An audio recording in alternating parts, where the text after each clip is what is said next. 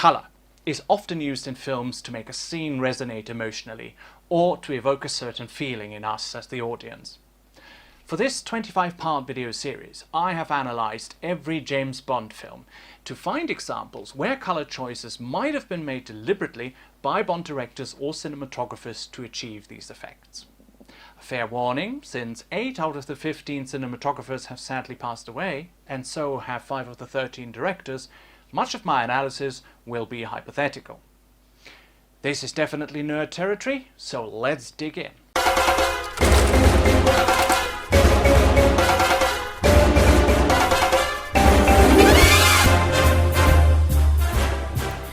Now, Dr. No, the very first Bond film, is a film with very vibrant colours, especially the restored versions that we have in our shelves since the release of the Ultimate Editions on DVD and Blu-ray.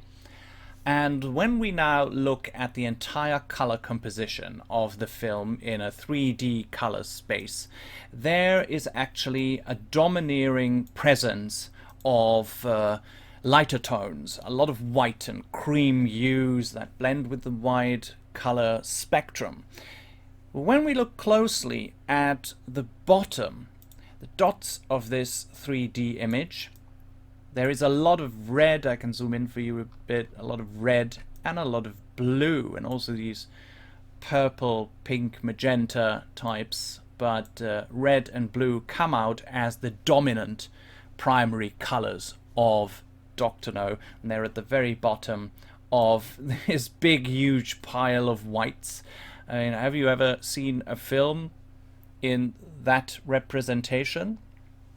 I think not. So that is the entire film Dr. No in its colors, the colors that were used on screen. And it's fascinating to dive into that.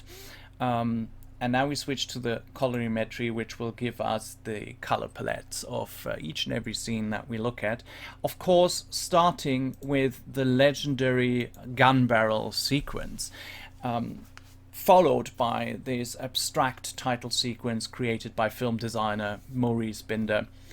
And for decades, these bright colored flashing dots have been part of the Bond cocktail, and they are often reproduced in pretty much everything. In the most recent film No Time to Die, they even appear in the title sequence once again, that title sequence having been designed by Daniel Kleinman. And when we look at the changing color palette that is now here on the right side while the film is running, it's like a 60s pop revolution that is unfolding in front of our eyes. Everything from red and green and blue, magenta, purple, pink and lavender, everything is bright and bold and strong, especially when I skip ahead a bit to the dancers. I mean, look at these vibrant colors. It's almost like being on an acid trip. I've never been on an acid trip before, but I would think that's how it feels like. And right after that, we are introduced to the 3 blind mice. Let me just skip here because I have the entire film laid out here. So here we have the 3 blind mice walking on the street, and let's pause here for a second because this leads me to my first assumption. Look at the cap that the first man is wearing, and look at the shirt the third man is wearing. The cap is red, the shirt is red. And if you go now into the psychology of film colors, red represents quite a lot, including aggression, danger, and violence. So with that in mind, you could get the immediate feeling that these 3 men have evil intentions. And surprise, surprise, they are the ones killing Strangways when he leaves his club. Here we have the scene, and he actually donates money to them, and just a second later, they shoot him. So, were the red pieces of clothing intentional for evoking the feeling of danger and violence? They might have been. And given that the 3 blind mice are responsible for 2 key deaths, that result in Bond being sent to Jamaica might as well be true. They kill for a second time. They kill Strangway's secretary, Mary Trueblood. And here something interesting happens. Look at what the three blind mice are wearing in this scene. There is no red anymore. Let's pause on this one. All three wear different but uniform clothing. We already know they are bad. There is no need for a signal color here, for a red color, giving us the feeling that these three are dangerous. They are. Let's stay with red for a moment and skip ahead in the film to this. Les Ambassadeurs in London. My French isn't what it used to be, but this is when we are about to meet Sean Connery's Bond for the first time at the baccarat table. And he is sitting opposite lovely Eunice Gayson playing Sylvia Trench, whose red dress evokes the other emotions we associate with red: desire, love, and passion. This is a bold choice of costume, especially when we go back a few frames and look at the other guests at this club. There are only 2 more red dresses in that scene. One is sitting at the far end, and one is sitting off where you can't see it now. But here you can see at the far end, there is a woman in a red dress, and one is sitting on the right side off camera. This is rather interesting, because Sylvia Trench was supposed to stand out, and no wonder she becomes the first love interest of 007 and later his girlfriend. Let's fast forward to when they meet in Bond's apartment. This is after the meeting with M and Moneypenny in the MI6 office, and then Bond comes back to his apartment and finds Sylvia Trench in it. She's wearing white, which in the psychology of colors means purity and innocence, but it can also mean peace and love. And this color palette here tells us there is no danger emanating from Sylvia. She is no danger to Bond. On the contrary, she is his girlfriend in the second film. Well, then we know. Another example of women's clothing is when Bond arrives at the airport in Jamaica. We have this scene. He's photographed at the airport by Annabelle Chung. She's one of Dr. No's associates, plural. And she's wearing a green dress. Let's pause here for a moment. Green usually stands for a whole assortment of good things, like nature. Grass is green. It's something we like to look at. It's a positive color, but the way she looks at Bond right here does not give us the feeling of her being a good character. Actually, in the psychology of film colors, green can also represent inexperience. And hey, let's fast forward a bit to the scene in Puzzfellas Club where this happens. Ta-da! So, they're having a conversation, and Annabelle Chung pops up again, taking another photo of Bond. Not only did she use a flashlight that attracted attention and led to Quarrel arresting her in not such a nice way, her story of working as a freelance photographer for the Daily Gleaner does not add up, not at all. And Bond destroys her film, so she ends up with having nothing. You could say she is inexperienced in what she does, and the green dress foreshadowed that. But was it really like that? Did the green dress foreshadow her inexperience? Was she punished by Dr. No? We don't know. She doesn't pop up again. It's doubtful, but it's amusing to think about that. Let's look at another scene that does not involve wardrobe for a moment. We have to go back a bit to the meeting in the Queen's Club with Bond and Blydell Smith, Professor Dent, When Bond meets Professor Dent for the first time in the Queen's Club, we can see this bright yellow-orange sunblind extended from the building. And as we can see in the color palette, yellow is the more prominent tone here. And given that it is often a sign of dishonesty, deceit, and hazard, the color could have been chosen to trigger the feeling that something isn't quite right here. Although the dialogue doesn't uncover anything in that regard, the yellow sunblind is only seen here, behind Professor Dent, and between Bond and Plydell, behind Bond and Plydell Smith, who we know are the good guys. So are we to assume that there is impending danger coming from Professor Dent? Many warning signs in the world are yellow, so it's worth a thought.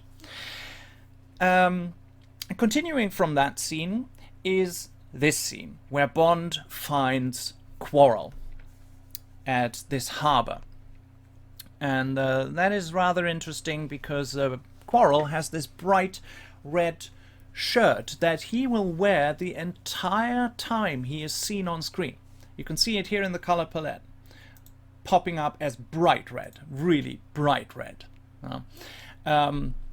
And in contrast to Sylvia Trench, the red obviously does not symbolize love and passion here, but maybe strength and power, which is something red also stands for. Quarrel is a great help to Bond. There's no arguing about that. And he stays on his side, and in the end he pays with his life on Crab Key. Red also stands for war sometimes, so you could argue that when they battle the dragon, this is sort of a war situation in which Quarrel is killed. Probably it was just a red shirt. You never know. Coming to a fan favorite, it's of course the meeting of Bond and Honey Rider. I just have to find it. On the beach at Crab Key. Let me just find it. There's a lot of film in between that. But this scene is particularly interesting. Again, observe the color palette on the right.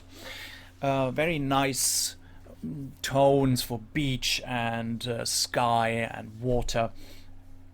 And this is a defining moment in the Bond franchise, which establishes the Bond girl phenomenon. And the colors of that scene reveal something very interesting. Honey Rider is wearing this legendary white bikini, a sign of purity and innocence. Bond, on the other hand, here is wearing blue, which represents calmness, trust, truth, and confidence. Honey Rider is suspicious at first about the stranger, but she realizes pretty quickly that there is no danger coming from him. And when they make their way through the island, their costume does not change. They stay like this, except Honey Rider, Ursula Andress, has a white shirt over the bikini. And the white and the blue, they remind us at every turn that Bond is the protector and Honey the innocent. That's a very interesting thing. I wonder if this was a deliberate choice by the filmmakers, Terence Young as the director and Ted Moore as the cinematographer. But we cannot ask them. So, let's stay with blue for a moment and fast forward in the film again when Honey and Bond are on Dr. No's island, in his lair actually, and they go through this contamination chamber. There's a lot going on in that scene, and it's actually horrifying, a light sense of color blocking. Let me go to this scene where they get blue bathrobes. So here's Ursula Andress. I have to get a bit further, both of them in the shot. Here we are. So Bond and Honey are given these blue bathrobes. Taking into account that blue stands for a lot of good things, we would assume that Bond and Honey are the only two good things in this villain's lair, among the red and green hazmat suits. And as I said, this scene especially suffers from a light case of color blocking, which is using colors that are opposite on the color wheel, and you pair them together. We don't know what to believe about this lair where they are. And to add to the confusion, let's start again here. Dr. No's female staff is dressed in white, or be light grey or something, and they are overly friendly to Bond and Honey, and even the lamps in this scene are white. And then you have the quarters, the two are brought to. Let me skip ahead to that. Hold on. Here, right here. So here we are. That's the quarters they are brought to. Look at the color palette now. Look how it changes and what kind of colors are in that scene. They don't feature, the color palette doesn't feature any colors that could evoke the feeling of immediate danger.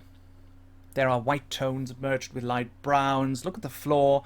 There's gold and beige, and it's all very pleasant, warm, extravagant, materialistic, and comfortable, I might add.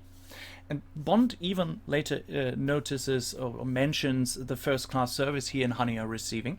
So the question is, are we meant to feel safe with the two for the moment? Who wouldn't lounge around in comfortable, I would say it's an apartment in the lair like that? Oh, I certainly would.